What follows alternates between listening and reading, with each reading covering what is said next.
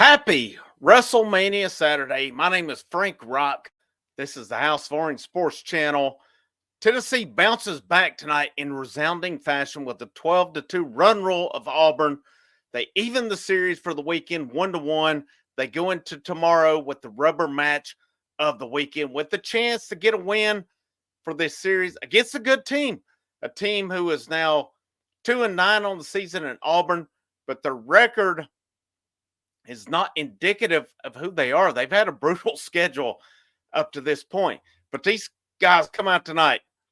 They answered the call. They get the job done.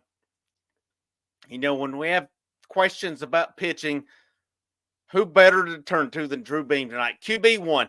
There's a reason he's called QB1. He's not QB2, not QB3. He's QB1.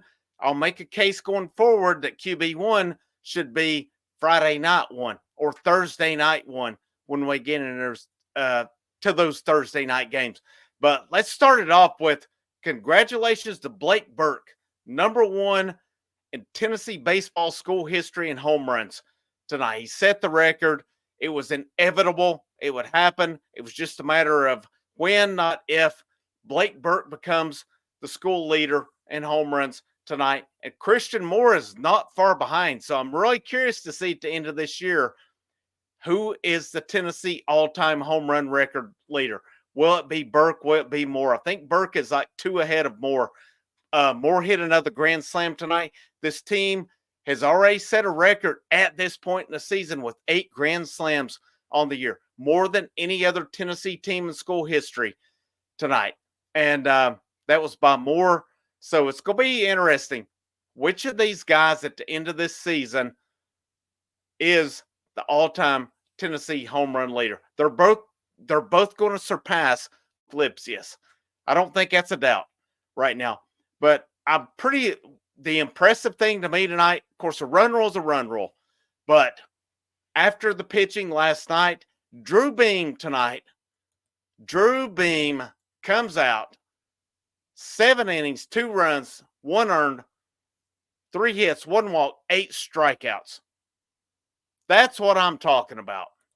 I talked about it last night. I talked about AJ Causey. Has he maxed out? I think there's reason to believe there's concern there. Beam had a bad outing last weekend against Georgia, but make no mistake about it. In numerous categories offensively, Georgia is the top in the country. Auburn, what's impressive to me tonight, and I look at Auburn, when I analyzed midweek, I did a video talking about Tennessee by the numbers. When I was going through Tennessee's offensive statistics, numerous times when I'm going down those, I see that Auburn logo pop up. This is a good offense. This is a good baseball team they're beating this weekend. This is not one of those, well, they should be doing this, because no, Auburn's a good baseball team. They played Vanderbilt, LSU, Texas A&M, and now Tennessee. That's a pretty brutal stretch. Auburn, there were some analysts in the early season predicted Auburn to go to Omaha, and they still could. This is a good baseball team. They're having pitching issues. Last night, their starter, not so much their bullpen, though, shut Tennessee down. So I'm impressed that Tennessee bounced back. Drew Beam come out and gave you what you expect him to give you. And I think he made a case tonight, especially with A.J. Russell out. And I thought kind of in the offseason when I previewed this team, I said, Drew Beam's your Friday night guy. They chose to go with A.J. Russell. I don't think I would argue that based on where he started out, but he's been hurt. And pitching issues are a big deal. I mean, if you're an Atlanta Braves fan today, it's pretty much confirmed Spencer Strider's done. UCL issue with the elbow. The thing with it is that elbow, you can get Tommy John. You'll be back in a year. You'll be okay. I've been reading up on these injuries. If it's a shoulder issue, guys have a harder time coming back. So if you're a Spencer Strider, I know I'm off topic here. A year or so from now, you'll be back. Maybe not where you were, but you'll be okay. A.J. Russell, who knows where he's at with his injuries. Does this month or so, he's going to get off help. But Drew Beam, back on topic here. Um, he deserves to be your Friday night guy. Causey stepped in. He did his thing. They went with it. But that's what you need out of this staff, because there's a lot of trust issues, obviously, with Tony Vitello and Frank Anderson. Frank Anderson's going to earn his money this year. I'm calling him on it. I called him on it last night with it. Right now, you're going to have to score runs. But it's funny to me how last Saturday with Georgia, they scored a lot of runs and won that game. A lot of times there's not a happy medium. Either you're getting runs scored upon you and you're not scoring runs, or vice versa. Tonight was one of those where they scored runs, gave up little. Hats off to Drew Beam tonight. He was locating. That's key with him. And that's key with all these Tennessee pitchers, is that you're locating. You're not putting it right down the middle. You cannot do this in this conference. So getting into the stats tonight, we looked at Drew Beam. Again, talked about 7 innings, 2 runs, 1 earned, 3 hits, 1 walk, 8 strikeouts. That's a great outing for him. 98 pitches. That's what you want out of what I consider the ace of this staff. Errors. Dylan Dreiling had one left field. Did not see it, so don't know what happened there. Batting-wise, though, Christian Moore, 3 of 5, 6 RBIs, a home run. Blake Burkhead, he was 1 of 5.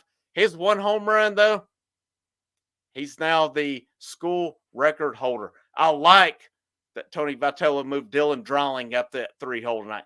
2 for 4, 2 RBIs, 2 home runs. Kavaris Steers 0 for 2. He did have 2 walks. This guy draws more walks than off the naked eye than anybody on this team. I'll have to go look at the stats to see is anybody better than it. Dalton Bargo at third base tonight. 2 for 4, 3 RBIs, 2 home runs. Dalton Bargo should be in this lineup every single day. There's not a reason you keep him out of this lineup at this point. You can platoon other guys. Dalton Bargo's not one of them. He's just not. Every time he's getting an opportunity. Last night, not his best night. Most nights, though, he's proven he needs to be in that lineup. So good for him that he did it tonight. Hunter Inslee moved up to the 6-hole. 2 for 2, 2 walks, 2 hits, 2 runs. Good for him, man. This guy's coming on. I've been hard on him. I expect more. At this point now, his average is over 300, 305.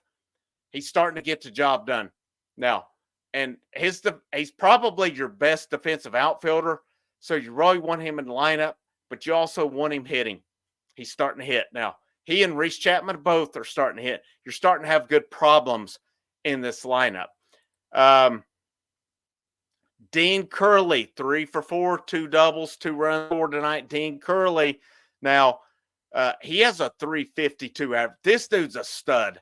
He's a freshman. Yeah, he didn't come through last night with the bases loaded. This dude is a freaking stud. We've got him for 3 years. You need to do what you can in the NIL era, because you know teams are going to tamper. It is what it is. It's happening in basketball. It's going to happen in football or what have you. Dean Curley is a freaking stud. You do what you can to keep him in the fold next year. Could he shift to third? Could he shift to the outfield? I don't know, but whatever you have to do, you keep him in the fold. You keep him. You do what you need to do. He is a badass. All right, for lack of a better term. Reese Chapman did get a couple of at-bats tonight at DH. 0 for 2. Cannon Peebles took over 0 for 2. Cal Stark 0 for 3 tonight. Here's the thing with it was Stark in the lineup. If none of the catchers are hitting, you're going to take your best defensive guy. Cannon Peebles, he's been kind of disappointing. And it stinks to say, but on the year, Peebles is at, where are we at here? 234. Cal Stark's not that far below it. 211. So which are you going to take in that case? I hope Peebles turns it around. Lots of potential, but up to this point, it's not happened with him. So if you're Tony Vitello, if none of my catchers are hitting, who am I going to go with? I'm going to go with my best defensive guy. And they gave Peebles lots of opportunities, and he did not run with it. So now I would expect to see Peebles probably tomorrow in the lineup. But for the most part, until Peebles takes off, I feel it's going to be Cal Stark in that lineup. But, hats off to this team. Yeah, I'm going to be hard on them when you have decisions like last night. When you pull a double steal with Blake Burke up, 2 guys on, Blake Burke in one swing can tie that ball game. You're down 3 on it. Yeah, I'm going to call you on that. Pitching, Frank Anderson's going to have to earn it, man.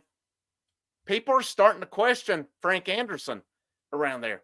It's not that they have doubt. It's like, what the hell's going on here? You're seeing numerous guys regress over time, not progress. That's what we want to see on it. Drew Beam tonight progressed from last week. That's what I want to see. That's what I want to see from this staff. I want to see them give Drew Beam the keys to take Friday night or Thursday night when they shift to that and go. But a good win, a good bounce back win. Rubber match tomorrow. I got to think Xander Seacrest goes tomorrow. Which Xander Seacrest do you get? You got to think you're going to see Nate Snead along the way as well. Seacrest gave you a hell of an effort last week. He shut down one of the best offenses in the country. He's going to be facing another really good offense nationally in Auburn tomorrow. How does he respond to that? Can he be that guy on Sunday who steps up when you need it in that rubber match and get you that victory? We got to be looking for Seacrest and probably Nate Snead tomorrow. What do we get out of them is the question. Let's hope this team shows up. They hit like they did today. They hit okay yesterday, but Auburn's bullpen shut them down. Hats off to Auburn's bullpen because I know they've had pitching issues as well. It'll be fun to watch tomorrow. It'll be an interesting matchup tomorrow. But my name's Frank Rock. This is the House of Orange Sports Channel. We're rocking and rolling with basketball coverage, and we'll keep you updated on anything through the portal, baseball coverage. This will be the best YouTube channel for baseball, bar none, out there. I hope you'll join me. Happy WrestleMania Saturday. The best event of the year. Better than the Super Bowl, better than the Final Four, better than any of it. WrestleMania rules. My name's Frank Rock. This is the House of Orange Sports Channel. Happy Saturday. As always, and never forget it, go Vols.